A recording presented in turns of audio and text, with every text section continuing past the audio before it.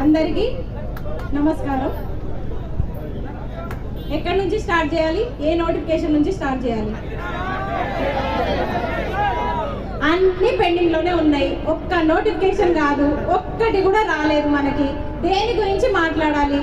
ఏది మాట్లాడినా ఫస్ట్ నేను టీచింగ్ ఫీల్డ్ నుంచి మాట్లాడతా. ఎందుకంటే ఒక టీచర్ ప్రతి ఒక్క ఉద్యోగిని తయారు చేయగలరు కాబట్టి నేను టీచర్ వృత్తిని ఎంచుకున్నా కాబట్టి నేను టీచర్ గురించి మాట్లాడతా. ఫస్ట్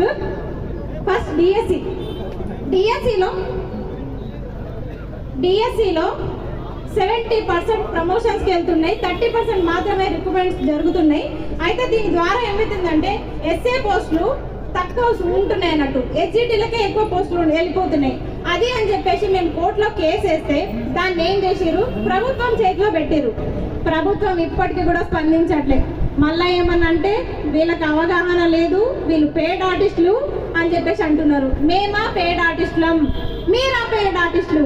చెప్పండి. ఈ పార్టీలో టికెట్ లేదని ఆ పార్టీకి మారి, ఆ పార్టీలో టికెట్ దొరకలేదని ఈ పార్టీకి మారి, మీరా పేడ్ ఆర్టిస్టులు?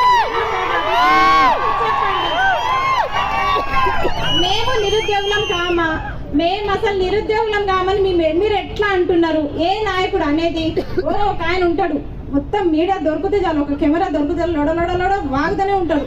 వీళ్ళు అసలు నిరుద్యోగులే కాదట, ఇక్కడికి వచ్చి మాట్లాడమని చెప్పండి మేము నిరుద్యోగులం కామని. కాదా? మనం నిరుద్యోగులం కాదా? పేడ్ ఆర్టిస్టులమా? ఇప్పుడు మేమందరము పేడ్ ఆర్టిస్టులమంట. మరి మా క్వాలిఫికేషన్ చూసే దమ్ముందా మీకు? చదువుకుంటారా?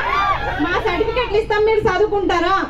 చదువుకోవడానికే మీకు అర్ధగంట పడుతుంది. మేము రాసే ఎగ్జామ్లు మీరు రాయాలంటే మీరు మరొక జన్మెత్తాలి. మేము చదివిన సిలబస్ చదవాలంటే మీరు మరొక జన్మెత్తాలి, గుర్తుపెట్టుకోండి.